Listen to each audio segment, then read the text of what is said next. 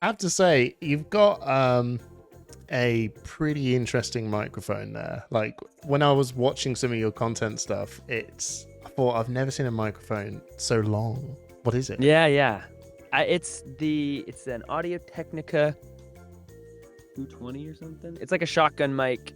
I was told to get it a couple years ago because I've been doing a bunch of like voiceover auditions. Okay. Yeah, for like games and commercials and stuff. And this is a good mic for that kind of work. Oh, awesome, man. So you picked that up, and it's handy since you are one of the awesome members of Free Fluting, Sam O'Byrne. Thank you so much for jumping on. I slammed a trigger on him. He's so rad. I'm a gamer. You saw nothing. Internet. You are lost, not just in your mind, but in your soul. Dude, so stoked to be here. Yeah, I was gonna ask, like, you guys have to be one of the there was two content creators that sort of just blew out. Like Worlds came and they just hit the ground running so hard. We Make Best and you guys. I love them, dude. Yeah, they've. I'm not going to talk too much about them because this is obviously your interview. But no, we can, dude. Let's just. I know. Yeah, we're going to roll. We're just going to roll. That's what. Welcome to Push the Point. That's what we do. So they obviously worked out 10-minute deck techs work. Smash it out. Here it is. This is what we need. Yep. No pissing about. Don't need to go through every card. Smack, smack, smack. Here you go. And it was just like, yep. It's perfect. It's exactly what we need. Plus, as well, the decks are actually, it's kind of a thing I think we've been lacking for a little while. Having non-top tier meta decks all the time, like only talking about decks that win. That was a really refreshing thing where they just went, "Hey, here's something different." It's probably is it the most competitive thing? It works and it's pretty good and it's interesting, like the Kano Brainstorm deck. Dude, I was about to say before I've ever cast an Aether Wildfire in my life, I had played a Brainstorm and just draw a card. That was just so cool. Yeah, it was. Play all the potions, flame at instant speed, get your action point back. I was like, okay, yeah, this is sick. No, they make such great stuff. Yeah, and then I saw you guys, right? And it kicked off with the Twitter, and you did your little short where you were summoning something in the garden, and it was just really cool. And I was like, oh wow, okay, like you got my attention straight away because there's just so much theatrics, there's so much performance going on, there's so much fun. Immediately within those couple of seconds, it was just like an amazing trailer to just get to know who these people were. And then I got really jealous because you did. I was at Worlds as well, and I was vlogging Worlds, and I had a vision of how I wanted to do Worlds. And what annoyed me, but was also very cool, is that you guys pretty much did what I had in my head, but I couldn't do. I was just like, I had my phone camera, blah blah blah. But I watched your vlog of Worlds, and it was just, it reminded me of CKY, like a CKY vibe of things where you just got this home recording with camera, and do you know what I mean? It was felt very late 1990s sort of feel to it, and it was just watching these three guys go to Worlds and have genuinely a laugh and just capturing the moment in this sort of, like I said, like late 90s vibe. And it was one of my most favorite videos that ended 2022, and I was super jealous because I was like, I really wanted to capture this, but I wanted to have that start, and and then I saw it. It was just so cool. So bro, what a way to start. And then you just took off. I mean, I don't know. I appreciate the kind words. We did have a lot of fun making those first videos, and honestly, the response to the camera that we used and the vibe of that video was definitely like far and away bigger than we thought it would be. It was really just Jacob's old camcorder that he likes to shoot things on anyway. And we were like, yeah, let's just do that for the vlog. That's so fun. Cause I had a old like JBL, very similar thing to what he has still. And I made so many little videos when I was growing up on that thing. And so it was very easy for us to like just kind of get back into that mindset. And we really wanted to focus on the parts of these events that are not just like the uber competitive parts Mm, of them, mm, and yeah. like that's been, and this is not, a secret, but a lot of Flesh and Blood content and videos and podcasts and blogs are hyper focused on that competitive tournament grinder side of things, or it's like supremely casual stuff.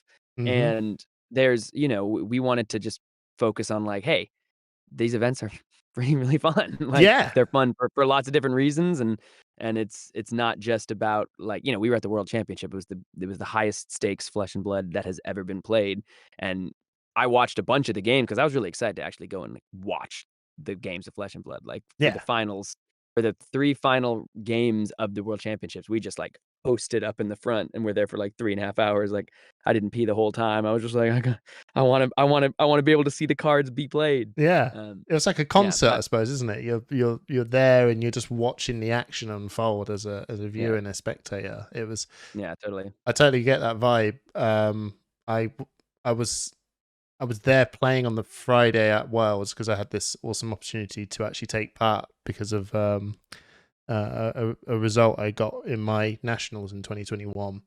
And Oh then yeah. I on the Saturday I dropped because did I didn't do that well. But then I Mm, realized very quickly that I had a much more better time on the Saturday than I ever yeah, did on any other day by just being there yeah, in the moment, rooting for my friends, watching some of the players and your peers within the game, and just seeing them do relatively well, and then queuing up and talking to people.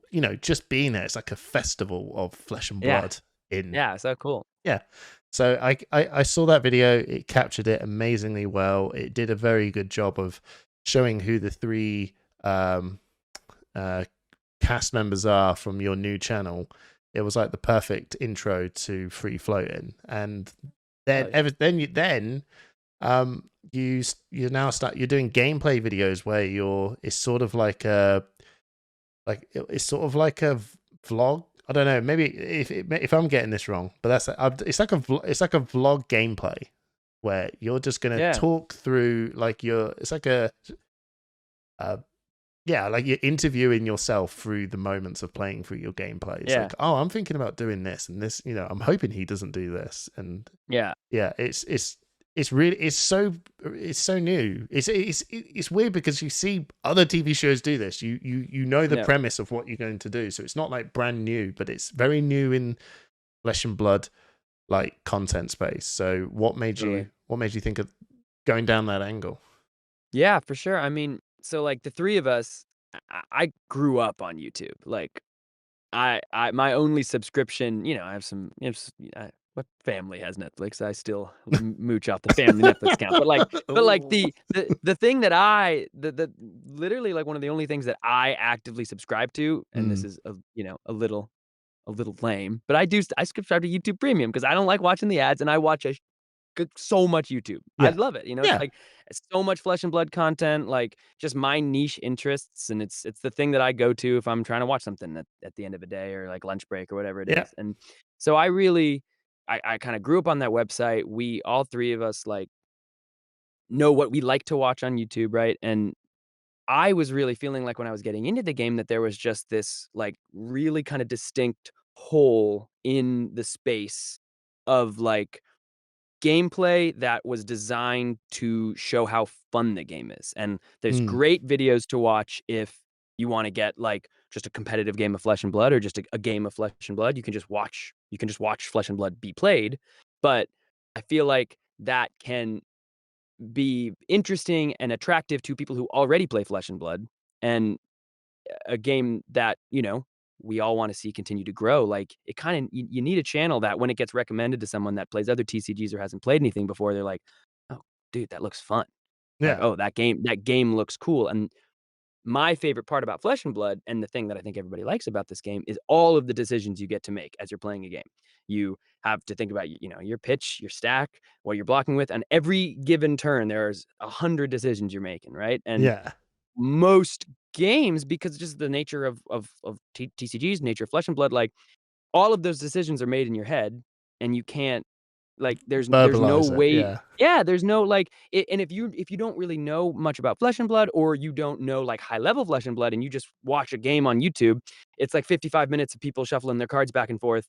They're taking 5 minutes each turn to think about these really cool decisions, but you don't get to see them, you don't get to hear them. They just like, "Okay, I'm gonna block." But in their head, 4 different, like, lines of play opened up to them, and they isolated the one they wanted to go with, and they picked that one, right? And, Yeah. like, other TCGs, I came from Magic. I loved that game growing up. It's, Yeah. it's a fantastic game, and you look at it.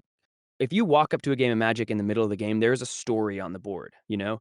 There are permanents, there are lands, there are creatures. You can look at a game of Magic and get a sense of the story of that game. Oh, this person is advantaged. Clearly, they have so many creatures, but this person has all this mana up and a grip full of cards. Like, they might have some answers in their hand. Flesh and Blood is so ephemeral. It's like things happen and then they're gone. And it's like Mm. if you walk up to Flesh and Blood, like, yeah, you can look at the equipment and you can see that equipment has been broken, or you can see, like, damn, he's running out of deck. But, like, if you just, like, pass by a game, it's really hard to see who's advantaged and who's not and get a story of that game. So, what we are trying to do is, A, make it look fun and make Mm. it look like as fun as it is, but also just, like, open up all of the cool decisions that do get made every game, but are really hard to talk about unless you either do it in the moment or do it in these kind of like interview style that we're doing, that has been popularized by shows like Game Nights and shows like, we really like Play to Win. Or I really like Play to Win when I was, playing a lot of Magic a couple years ago. Like just incredible channels that really were at the forefront of this kind of style of TCG video, and I just didn't see any of it in Flesh and Blood. And I was kind of like, well, nobody else is doing it. Like, what if we did it? No, that's exactly it. You find a niche in what you want to do, and you either obviously you either do a lot of good study and research and go down that path, or you can do what others are doing, or you can be super niche, which is a super gang ball, right? Where you can go, right, Yeah. I'm going to really hone in on this one specific thing. Yeah. And hey, that may pay off, and it may not, because it could be, because like you said, like I have content creators say, Flesh and Blood is a niche, and Oh, then yeah. you're trying to find niches within the niche. But Oh, yeah. how niche, and For sure. being super original could be Yeah. just too jazz. It's Yeah, totally. too jazzy.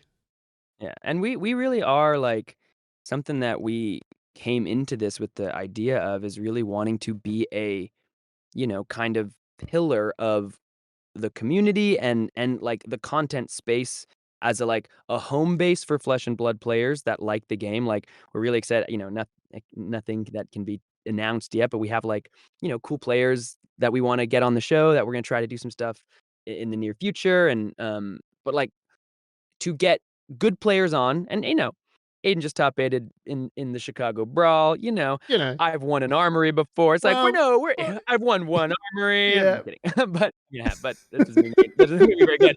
Um, but But but you got to show off these uber talents, right? exactly. Yeah, But so so we're not like, I've been playing for a long time, and we're, we can play the game and whatever, and what, but like, we're definitely trying to also bring on people who really know what the hell they're talking about, so yeah, that Flesh and Blood players have, like, when the fight night comes out, it's like, oh, dude, I'm stoked. Like, this is gonna be a great game, and it's gonna be entertaining, and it's gonna have insight that will be interesting. So like, the Flesh and Blood players, like, are just stoked because the product is good. But we also really want it to be something that can be a way that people find the game and decide to actually try the game. It's like mm, something that when the algorithm recommends it to somebody who plays other TCGs or other types of games like this, it's something that looks attractive and something that looks fun. And I I think a lot of Flesh and Blood content is super awesome, especially if you really like Flesh and Blood already, but it's a little hard, it's a little obtuse because the game is a little obtuse when you're first getting into it, you know? So something that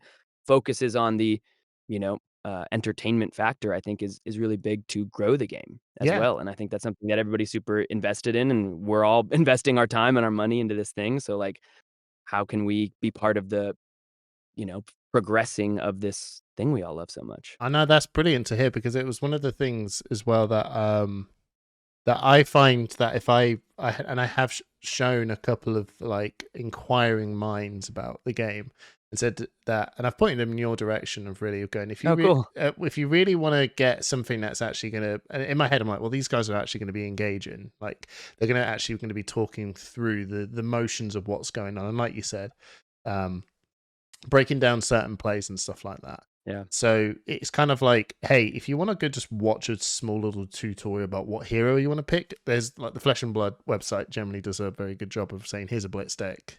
You know, does that does that look good? You know, ruler cool? Yeah, ruler cool. Yeah. And then I've thrown them your way to go, just these guys are going to show you like a fun way to play the game. And I've come back, and I've had some people come back and go, oh wow, that was actually, you know, really cool. Cheers for that. And Let's go. your objective was you know, it's really cool, because I didn't know, you know, I think that's your objective, but that's the vibe I got. Definitely. I was enjoying it, so I shown it to a couple of new people. So it's, you know, it's really good. Your message is very clear. It's sending out really well, and it's awesome to see that you've actually got onto the Flesh and Blood channel now. As I mean, it's you guys just went right. We're going full pedal to the metal. That's just it's crazy. It's not crazy when you actually think about actually the quality of the work that you produce is to a high standard. And what I'm curious about is how you guys been in this space like prior? Have you been content creators before? You know, it's really been a home run, you know, in a very short space of time. Dude, I really, really appreciate it. That's good to hear that you're enjoying it, and it just means a lot. I appreciate it. The three of us are. I love the two people I am getting to do this with. Aiden is my cousin. I can tell. You know, we grew up together. He you know, when we were kids, he was kind of like my little cousin, my little baby cousin, because he was like 4 years. But you know, now we're peers at this point, and yeah, I got to meet Jacob through him, and I feel like very quickly, Jacob, I'm like, I feel like I grew up with Jacob, you know, like I have really good friends that I went to like high school with or college with that are like some of my best friends in the world, and I'm way more comfortable around Jacob. Like yeah, it's weird, isn't it? Just You connect, you know, 100%. And we're all kind of we're all in the arts. You know, Jacob has been literally on television his entire life. Aiden has been like, he's an incredible musician. He's been making music since he was in high school. He's an unbelievable writer. He's in one of the best screenwriting programs in the country. He's, you know, finishing his third year there. And I've been an actor and musician since I could walk and breathe and talk. And, you wow. know, so we we all kind of come at things from like the same core, but different like strength points. So there hasn't been a lot of conflict. It's been really like we all understand what we want to be doing. And then every now and then when it comes to like a decision point, one of us will feel really strongly about it. And it's just like pretty clear in that moment. Like you're probably right about this because this is just how your brain works, or this is what you're, you know, have more expertise in. And so it's been very easy to just like begin, and there's a lot of trust kind of off the bat because we all know what we want to be doing, and we trust each other's kind of ability and skills, and the love of it, you know, and it's not it's great that Jacob's been on all of these sets his whole life because he has a sense of running a real set, and he's been on some of the biggest Magic channels on YouTube, and so he brought some understanding of how those, you know, how those sets work. Like when Aiden texted me, he was like, "Yo, my friend is about to learn Flesh and Blood. Will you?" Because I had just taught him like 3 weeks prior to that, and he was like, "Will you come teach us?" And he was like, "Dude, look, he pulled a Mask of Momentum," and he sent me a picture of Jacob like holding a Mask of Momentum from his first box ever, and Wow. I was like, I recognize that guy, but it wasn't from Cobra Kai. It was from Game Nights, the Magic Commander show. Like Right. I'd never seen Cobra Kai, but I'd seen Game Nights. I was like, oh, I saw that guy on Game Nights, you know. So like, so yeah, it's been really fun, and I just think we're total nerds who are coming at this from, you know, our kind of like life jobs are also just in entertainment and in this sphere. So we're bringing a lot of what we've learned over our lives into this, and it's been really cool that people like it. It's just, you know, it would have we would still do it because it's fun, but Yeah. because people are digging it, it's like, okay, well, how can we make this as good as it can be? And now we're putting our eyes towards like making it consistent and making it something that like people can rely on. And like, again, like as a kind of a pillar of the space, we really have like, you know, we're coming at it with intention, not just like whatever, like let's make videos. It's like, okay, let's do this for real. Like let's make this a thing. Yeah, So, no, and it comes across like clearly that you guys are that I didn't know whether there was some sort of like um I knew there was a background because there's no way like I've been making 4 different channels from previous games because I've been in the game space for like 13 years, running a club and finding a new game and going, oh, let's do a podcast, let's do a yeah, YouTube, and you yeah, know, totally. and there's so many pitfalls and like beginner mistakes that everyone does where, you know, the microphone's whatever, the camera's a little, you know what I mean, all that sort of dressing up bit and just as a direction. You can tell that from the gate that you guys were like, I was like, well, no, they've done something. There's no way unless they're just natural born big, like, you know, they just went, hey, we're just gonna do YouTube stuff and we just booed, you know, like I was like, God, these guys had like this immense creative vision from the start. So to hear that all of you guys have this very artistic, creative background, upbringing coming into this, and then you're just bringing in your entire work knowledge into this very, you know, social, creative, free space is very apparent. And it's just awesome, dude. It's just, and Hell yeah. yeah, I think the penny did definitely drop when I saw your spoiler. I was like, oh my God, yeah, this you're an actor. We had a chat, didn't we, prior to this? Yeah. And it was, I'm not, obviously it seems, I told you this on the chat, so it's not just because we're here, but it was the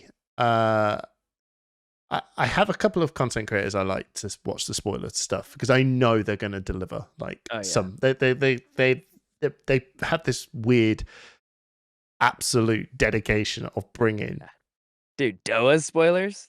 Oh, who's the Doa? He's one of the most famous League of Legends broadcasters. Okay, he was on the coverage team at Worlds. Right. Yeah. Okay, well, my League of Legends was like 2010, 2011. Yeah, right? yeah. So I was in at one stage, and now I feel awful because is he in Flesh and Blood? So you probably he was on the coverage team at Worlds. He was one of the announcers at Worlds. Oh, is he blonde? He was the new guy. Is he blonde? Yeah. Yeah. Everyone was talking about him, and I was like, yeah. So, yeah, totally. Yeah, he had the spoiler with the combat chain that went like down his living room. But I tell you what, there was, you know, when you think about that, it's like, I don't know, 50, 60 videos of just, unfortunately I missed that one just as much as I know everyone's going to miss ours, right? Or people are going to, you know, it's at the end of the day, you put all that effort in and then it just goes, someone's going to just screenshot the card and put it on Discord, job done, no one cares, see you later. You know, it's very brutal. But Dead Summer Arts is one of those dudes that is historic. He came in with a very creative video, and then after seeing all the work and your amazing Worlds vlog, I was just like, if you guys got a spoiler, right, here we go. There's no way this is going to be non-entertaining. And my favorite bit was just you coming in as a wizard, and it just had this absolute vibes of Monty Python, and immediately I was everyone's got like a dude in any content that you like them all, but there's just like one guy you're like, okay. And then I actually did laugh. I was just laughing. It's like, you're so wow. I went back. I'm glad you liked it. No, I loved it. It was incredibly funny. It sounds like I am. I'm obviously throwing lots of love, but I say as a C, man, and that was incredibly funny. The overall plot of it was really enjoyable. A lot of thought went into it, and I appreciate a lot of people that do that. Considering I feel like we do, like out of when we see a lot of the stuff people throw out, it's like really cool, and someone just wants to give a card or just tweet it, and it's fine. You know, it's a lot of effort to do this shit, which so it's really cool to see people just getting something, being really happy they've got something, and just putting their creative heads on to just do something really, really fun and out there, and no one's doing it the way you guys have done it. So no, but in the future they might. But I've not seen someone just push it to this stupid crazy level of there is now you're the wizard in this street of, where do you live in, West Coast, San Fran, or California? Los Angeles, yeah. And it's just like, and you didn't go to Japan like that, did you? Where was that? No, they flew to Japan just for the video. No, come on. They were actually I thought someone's at work in Japan. That's what I thought. Yeah. So Jacob had a job in Japan, and he was planning to take Aiden already. And I thought so. I couldn't go because of work, but they were going over those couple weeks anyway, and we were like, dude, we gotta use this is insane. Like, you're gonna be in Japan. So it was fun. I saw your spoiler for sure. It was fucking metal as hell, dude. Well, thank you.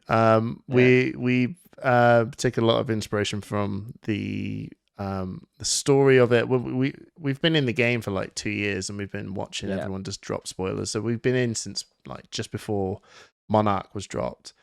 And then not getting anything for Monarch, not getting anything for Tales or Everfest or Uprising, and then we're like, and then they went, hey, Dynasty, you got a spoiler. So the second we got it, we were like, oh my god, it's a treasured moment. So we we don't want to half-ass this shit. So let's get like Trip's wife is an actor as well. Hell yeah. So she does voice acting, and then she knows another guy who does like voice acting stuff. So we're like, hey, can you get this together? And then I've never done audio work before, so we're just great. The quality of the level of where you want to go. We did it. Took us 2 weeks of learning and figuring it out, and audio work and editing and how do you do this, and a fuck ton of YouTube watching. And then seeing, like I said, seeing yourself bring out a video full of passion, fun, enjoyment, and creativity was for me, and hopefully for a lot of other people that also enjoys our content, because you're just watching three dudes just making a fool of themselves. I think a lot of people appreciate that. So if you haven't seen it, honestly, link below. I'll go check it out. It's the coolest shit ever, and you'll probably get that Monty Python vibe from Sam, like I did. I want to move over to the I saw you at casting, and I think that's when because you guys have done some YouTube stuff. It's really, I'd love to see you guys just do a podcast, right? Because I think that will just slam. Because it's really weird when you watch someone do videos, you don't know whether they're going to be, are they being themselves, I suppose. You know, when you can sit down like this. This is not, because when you're in video mode, and you can tell you're. Yeah. I'm talking about the game. I'm talking about the game. It's the game. It's the game, and you get a bit of you. You get a bit of you. Yeah. But when I saw you casting, I saw you become you, the animated, passionate, knowing how to play sort of player. And the second I watched you cast, I was like, all right, I've got to get this dude on, right? But what got you that opportunity to do casting? Because you're very good at it. Oh man, I really appreciate it. I did not, when I started playing, I had no thoughts of, when I first started, I wasn't thinking about YouTube, and I certainly wasn't thinking about casting. Because I started playing, I bought the Tales of Aria Blitz decks, but I didn't go to an event until June of that year. So it was like that Pro Quest with Starvo and Prism. Like I took nearly a year to like, Hey, I'm 1-0 into Prism all time in CC. I played one game. It was my round 1 with Lexi. I played Yuki's list. Got all my lightning cards, and I never played her again. Then she was gone. 100% win rate, and I'll leave it there. I'll take it forever. But yeah, I just had to buy it. It just took me a long time to get the cards. But But yeah, I didn't have any like big dreams of casting or I was kind of intentional about maybe wanting to keep my acting and like public thing a little separate from this thing that I had just fallen in love with in Flesh and Blood. Like I Mm. played Magic, but I never went to stores. I never played FNM. Like I was intimidated by all those people, but I played this game and I was like, I want to fucking do this, Yeah. man. Um, and honestly, so the AGE Open series that started in January is run by this incredible visionary Justin Lewag, who is just unbelievably passionate about the game and really just like running great events. He has just like such a vision. He takes such good care of his people and his events and the play. I got the shirt on. Yeah, I can tell. And he in like December was like, "Hey, do you want to cast in January for the event?" And I was so floored and just like, "Oh, okay. Like if you want me to." I never thought of myself in that way. He was like, "I just think you'd be really good at it. I think you'd have fun, and I'd really like to have you up there." And so I just kind of went in, you know, blind. I was like, I didn't want to like really stress about it and take a lot, and like make a bunch of notes and kind of freak out. I was like, I'm just gonna go do it. Yeah. If I suck, I'll never do it again. If I have fun, maybe I'll do it again, Yeah. and we'll go from there. Yeah. And it was really fun, and I actually really enjoyed like talking about the game and connecting with my co-caster and it, I love basketball. I've watched a lot of basketball in my life. I've watched an enormous amount of TCG coverage, so I had more of a sense of kind of the game of it than I thought I might. Um, and then there was just this really unique situation with the calling where Ethan, without getting too deep in the weeds of all that, he had been kind of given the opportunity to do the calling Yeah. without him asking to do the calling. It just was basically given to him, and so he was given the means to work, with which to work, and what it led to was him, needing casting talent, and he was kind of the when LSS was like, "Do you want to do this?" Um, it was like 2 weeks before the event itself, and so he was in such a time crunch and time bind that he and Justin had been talking about, just like running events and had already connected. So Justin offered like, "Do you want one of the casters that we used to come and make the trip out there?" And um, you know, Blake and Colin both had prior commitments with work and just with like life stuff, and it's not like part of the means with which Ethan had to work was not a huge budget for like flying people out there. So it just kind of landed on me as the one who was able to go, and that it made sense. And I was just like, okay, like I've done this one time. This will be the second. Yeah. But when you grow up acting, and I've been doing that for a long time, like there is a sense of when you do all the work beforehand, but when you walk out on stage, you throw all the work away and you just live Go in the time. moment and Yeah. you just listen to your scene partner and just like do it, and when the camera when they're like action, you're just like, okay, stop thinking, just do it. And Yeah. so again, I was like, I'm just gonna try it and hope that, and honestly, like at Ponkage, Ethnic Smoke is Yeah.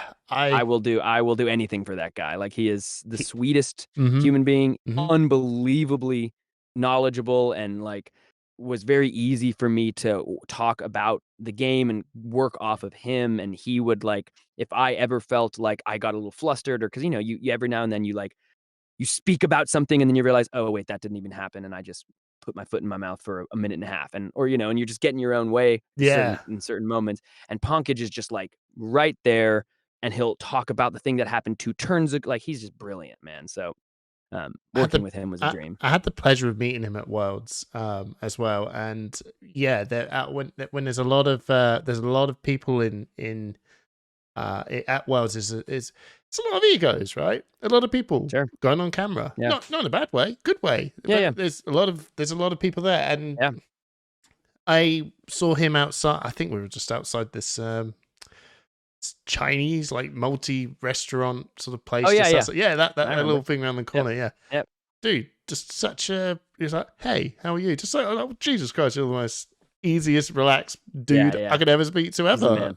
I immediately felt like I got time for that dude. I didn't unfortunately have a lot of time because Worlds is just a whirlwind of hey, oh hi, gotta go, Yeah. But yeah, absolutely amazing dude. And I think the thing that really paid off for that casting, that you both fell into this really good natural role, is that clearly he is the analyst and you're the color, right? You need whenever you've got like any sort of like commentary thing going on, you've got the guy who's going to sit there and he's going to throw the stat, like he's also a personality within himself, but he knows the stuff. He's the analyst. He can drop down the facts, the figures, and everything like that. And then the other guy is the color. He's the one that's just going to go, right, here's the theme. Oh my god, here we go. And it's he's like, the guy that he's the hype man. He's the hype man. And then the guy's going to go, okay, we're going to tell you what has actually happened down. This guy's going to.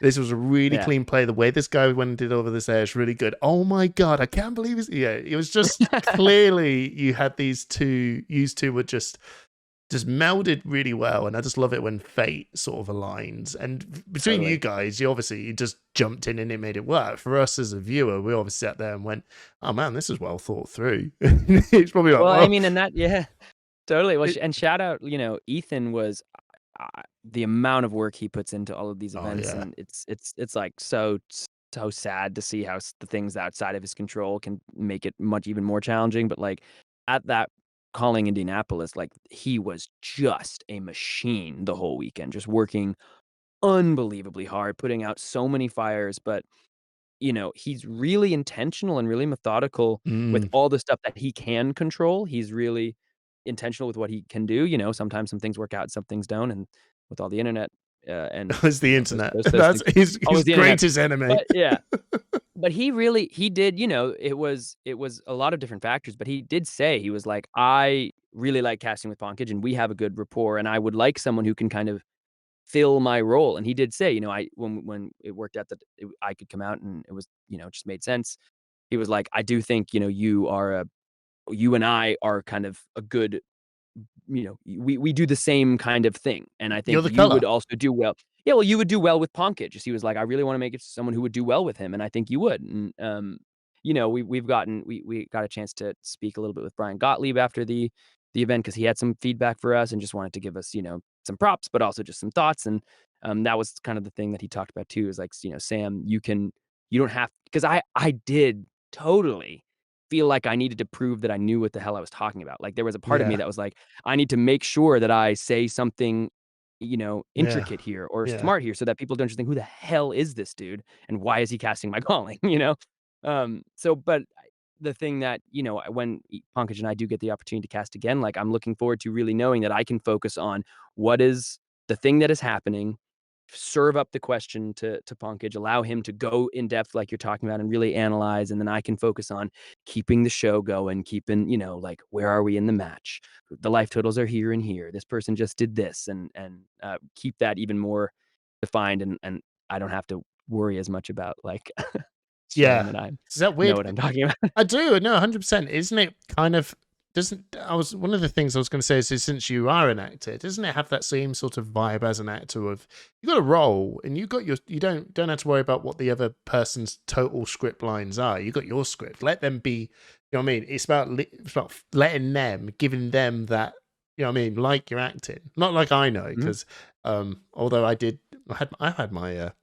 had my fair go as a child, but I'm not. You know what I mean? Hell yeah. But it seems like it feels like a thing of acting, of where you gotta just let your co-partner, who is this person in this role, to do this thing, and you are going to do your thing, and that's what makes and it's effectively almost like a performance live on the internet, but it's just like a totally different sort of performance. It's verbal performance. I don't know. I don't know. You've done it. I mean, I've had a crack at a Polish nationals. It was definitely a completely different thing. Of we were watching hats off, because the internet strikes back, right? It was a nationals in Poland, and we casted the nationals in Poland, and the guy was like, "How are we going to get you guys to cast it?" So I'll tell you what I'll do. I will Discord and share the screen of the OBS that we will record through. Now, unfortunately, that doesn't really work, which we've discovered. Yeah. Because we see an 8-second frame rate of where it's like that, then that, then that, and then there's an E-strike, and then it's gone. And we had to, and what was bizarre is because when we did it, the stream was ahead of us. That was the weirdest bit. The stream, they've already moved on with Sink Below, and we're going, I wonder what they're going to do with that Sink Below. And then 5 seconds later, the Sink Below is gone. And like, I wonder what they're going to do with this Sink Below. Oh, it's gone. Yeah, they've obviously blocked with it. But it was just like, we said we might as well just, and the Trip and that, the actual stream went down, and they carried on casting, and they actually knew what was going on based on the life totals lost. Whoa. And when we look back, it was actually like, how did the hell did you guys do that? Yeah, so that's so sick. But we had to learn who of that bouncing, that who is what. How do we don't want to talk over the other person. We're still, and we were kind of just went, yeah, fuck it, let's have a go. We don't, we're not Brian Gottlieb, we're not Flake, we're not, we're not these other dudes that is their clear, well put through profession. And there's an art to this shit, like masters. yeah, absolutely. So it's clear that you guys went through that. What was one of those tips Brian Gottlieb gave you? Was it something you did after or midway? What was one of his top tips? So we talked to him. Yeah. We talked a fair bit after the calling. And he's, I'm a big fan of his from Magic days, and he's just like such a clearly, I've never met him in person, but just seems like such a world-class dude, So it was so cool that he just reached out of his own accord to just kind of give some thoughts because he liked what we did, and we just did that at that, on that stage. But his main piece of advice was kind of that thing I alluded to earlier of you don't have to work as hard to show what you know. Like, be the play-by-play guy, be the vibe guy, like you were talking about, and let Ponkage be the analyst, the color commentary, the analysis.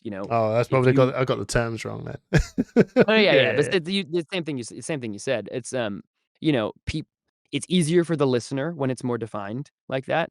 It's a little easier on the two of you because you can find a more natural flow, and you can also begin to learn better and better as you work with the same person more and more, like their rhythms, being like if I serve something up for Ponkage and he knows when I'm going to cut back in with, bringing us back to the game board itself. So just defining those roles, because he was like, I wanted to know, he didn't know if we had defined that for ourselves, like who's kind of the play-by-play guy and who's the color. And we had, and I was like, I'm definitely play-by-play. You're like a professional player.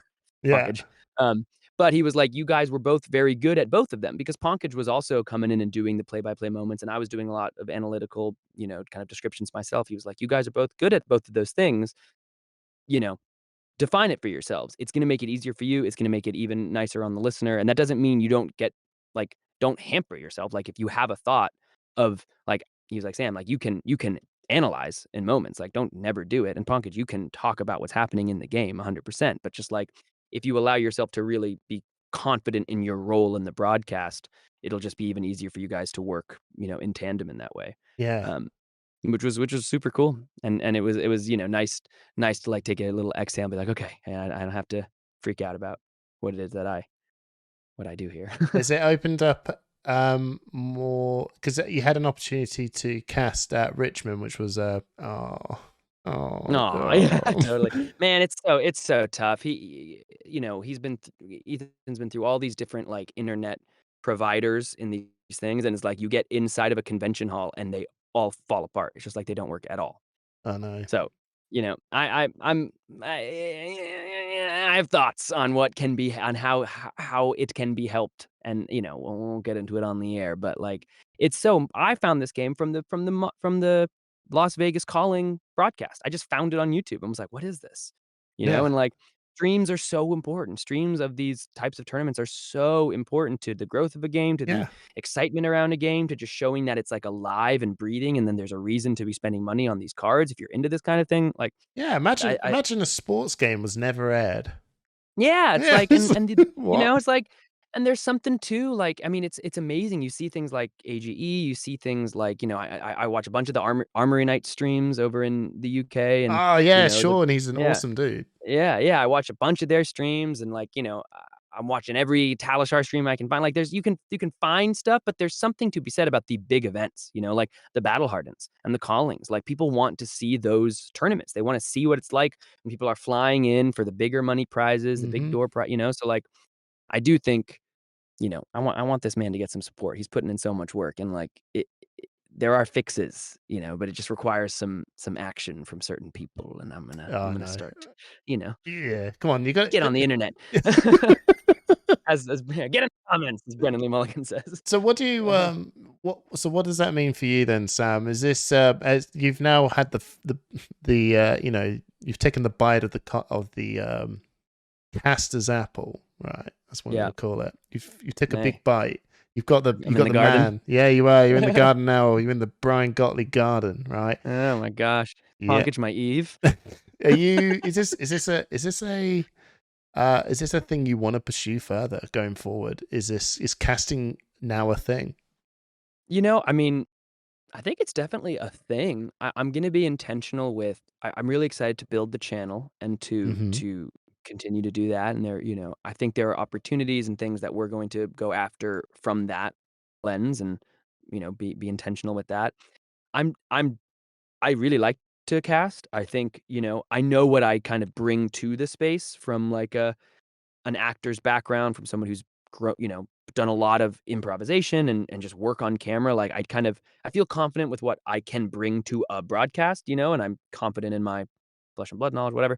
Um, I don't it's not gonna be the kind of thing that I'm like, okay, time to orient my life around, like, how can I get every casting job I can and No, of really be like course. putting myself out there and being like, hey, hire me for your events. Like, I'm open, I'm available, like, because there are people that are incredible, and that it is more of a part of what they do every day, and I want them to get those opportunities, and B, I'm focused on the channel. I have other shit I gotta do just to survive out here in LA. Yeah. But I really love it, and I think, I'm really excited to continue. These AGE series are so much fun to do, and I'm excited for those to get bigger. We just got a Battle Hardened in LA that I'm Nice. I'm looking forward to casting, and if they have me, I think they will. But like, I'm totally looking forward to doing that, and if I I'm hoping it remains natural. It's been natural so far. I've been It's the best able way, to. right? Yeah, It's like, the I'm best hoping way. it just yeah, like, I'm not, like, not being intentional and putting effort and being excited about it, but I'm also just allowing things to continue to fall into place, and I'd love to do some of the big events. Me and Pankaj have totally talked about it. We, I we know. we got we got Yeah. we got big dreams, but we're Yeah. not gonna, but I'm gonna, just keep letting it progress. The game's gonna keep growing. There's gonna be more opportunities as the game progresses and as the game continues to grow. So, I'll be throwing my hat in the ring, but just, I'm just kind of stay focused on what I can stay focused on, and not get too pressed No, about that's anything. the sort of lead on that is not so much of worrying about what the like it's not worried about what the other casters are doing and stuff like that. It's actually Yeah. more down to the thing of where being a content creator, being a player are conflicting at times. Where Oh yeah. yeah, Shockingly so. yeah, Oh shockingly. yeah. I So didn't get to go to my pre-release. We were editing that whole night. Like, yeah. it's a real like labor of love, right? And then when you cast as well, there's these moments where like even we like there's been discussions from other sort of like community event based stuff where we're like, for example, UK Nationals last year, right? There was when we've been asked, hey, would you guys want to cast with Armory Knights or with Tabletop 24? We're like, oh my god, and not play. Yeah. And not play, and that's one of the things I was supposed to sort of say with yourself. Like, if the cast you've actually took a bite out of the apple. You're in the calling. You could have played in the calling, but you did the casting and the calling. Is there if you have a moment to go, look, right? Let's just say, Flake or whoever, they've got the gig, but one of them, I don't know, gets ambushed by a horde of chickens. Right? Can't make it. No. Oh no, No. not the chickens. No. Ah, Sam. So many pecks. Sam. Yeah. You got a chance to play in Worlds, but we need you, man. That slot needs to be filled. What are you going to do? Are you going to take on the... Are you going to go, no, man, it's Worlds. I've got the PTI. I've cashed it in. Oh, there's a seat right there, bro, to cast. Which one are you picking?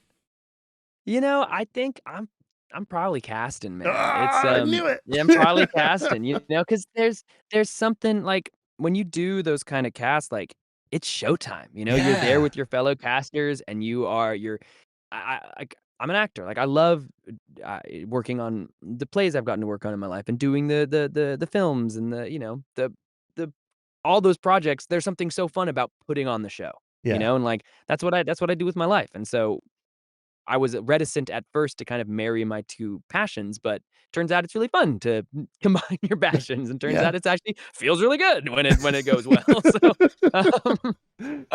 So yeah, I mean, my thought is like there's always going to be opportunity. I mean, it's hard because when you're making the videos, sometimes it is hard to find the time to play. But like there will be tournaments to play in. There will be opportunities to play Flesh and Blood, and you have to play Flesh and Blood to keep I mean, I just want to play like I want to play. I'm gonna play all the time.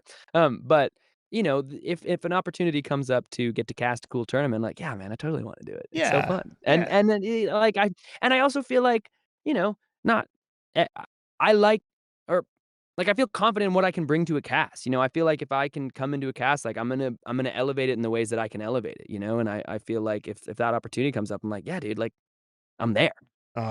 So, bro. Correct answer, by the way, for me as a fan. Correct answer. It'd be really cool to see more of your personality brought into the game. I love the personalities that we currently got. They've really been a stalwart of actually showcasing what the game is like. But as the game grows, it's also really cool to see some more of what this awesome community has to offer, including what people bring in the Oceanic region, New Zealand, Australia, Singapore, and Europe. There's a lot of talent. There's a lot of really cool, amazing people in a very massive populated continent of Europe, and it's cool. I would love to see more of that come out, and that's not it's not a dig. It's just this game is big, so there's a lot of and seeing you, and I tell you what, out of all the things, I never really got his name. I just know him as Ethnic Smoke. What's Punkage. Punkage, yeah. Seeing you guys being able to have that opportunity to showcase, actually, there's some incredible talent out there that is yet to be discovered. I was going to end this awesome, really natural, fun interview I've had, which I have these sometimes, you can just tell, but I've been really enjoying this. So I'm going to end this on, bro, who's your favorite hero? Dude. So, dude. It's, Aiden has been playing Dash since he started the game. Jacob's been whatever can play Kodachis, Jacob wants to play. I had never had a hero that I was like, this is my deck. The first two decks I built were Katsu and Lexi. Katsu because of TCG Talk on YouTube. I loved his video. I still do love his videos. But when I was first learning, they were super concise, and they were very, I liked Katsu was kind of budget friendly at the time because Mask Momentum wasn't that expensive. And and I really liked I like following Yuki Lee Bender's get decks on YouTube and seeing her successes. So I built those two decks. But I never was like this, I played Dromai for a little bit, whatever, but I was never like, this is the thing. But it's tougher now with all the Rangers, but it's totally Icelander. In terms of like playing the game, in terms of actually like, I'm not talking necessarily aesthetic or like lore or just like, character, but in terms of like a deck to play, totally Icelander. I mean, the one armory that I have won so far was my first time bringing Icelander to the shop, and I just like, was beautiful minded. Like I'm like, because I was like, I have nothing to lose. Like I'll lose all my games. I'll just bring it, because I was nervous to bring it to the shop because it's such a hard deck to play. But I was like, okay, Arachne Fatigue, this deck's so molten. All right, what do we do now? And Hypothermia was still legal, so that helped. But No, that's awesome, dude. That's Yeah, awesome. I love playing that here. I like blocking. I've learned that if I'm playing an aggressive deck, I'm a little too brain off. Like, Yeah. I really like to block. I just play better. If I have to block, I'm so much more engaged in the game plan and in all of my turns, Yeah. and it's so cool to interact, like, on the layer step and the resolution step. Like, that shit is just fun to be Yeah. like, "Oh, before the dragon attacks," Yeah. like, There's all these all those phases, all those disruption. I can tell she's a really. You sound like a dude that really likes to, which I know is going to trigger some people. Mid range, that sort of. It's that whole back and forth. Like I'm going to tone down what you're going to do for a little bit, and I'm going to just, all that sort of like bringing you down to that level until, and these are what these mid range decks require, like Reiner, is that, bro. You're in the red zone, right? Yeah, you're in the red zone. Go. You're like, I brought it. This took a little while to get you to the red zone. But totally. But you're in the red zone now, and this is when the power was yours for a long time. Oh yeah, but I've cultivated this power for this final moment. Yeah, exactly. Like Azuri, dude, I'm stoked to play Azuri. Watching Sam play that list live in Chicago for the first time and having nobody know what to do to play against him, I was like, this is the coolest thing I've ever seen. Yeah. Because Dando, I love Dando. Shout out to San Dando for that list. And, but just the sauce that he played that whole tournament with, I was like, I love this more than anything. This is so cool. It's so cool. Yeah. Are you going to Pro Tour? We are going to Pro Tour, yes. Hopefully we'll have some stuff we can talk about Pro Tour soon, but we're stoked. Are you going to be at Pro Tour? No, unfortunately not. I'm not going to be at Pro Tour. It's because I've got 2 kids and work and everything like that. When they said Worlds is going to be in, I just turned around and went, I'm going to be at Worlds, right? So I need to. Yeah, totally. I've got to put my savings, put my time and the time away. And then they went, oh, we're going to do a UK calling. Okay. So I need to be away from my family for a weekend. And then they went, oh, Worlds is going to be in Europe. Okay. So no Pro Tour. I'm cool, bro. There's totally. Pro Tour's fine for a bit. So unfortunately I'm not going. But you're going to go. That's going to be awesome. So anyone who is there, go say hi to Sam and all the boys from Free Floating. They are amazing dudes. And thank you. Dude, thank you so much for taking the time to have a chat. I've really enjoyed this. Oh, man, me too. It's been so fun. I apologize if those last 20 minutes has had some pounding. It looks like they started on my apartment again. So luckily, no one can hear a thing. So we're all good. Great. Yeah, I can't hear anything. Right. Great. Peace out. Cheers, dudes.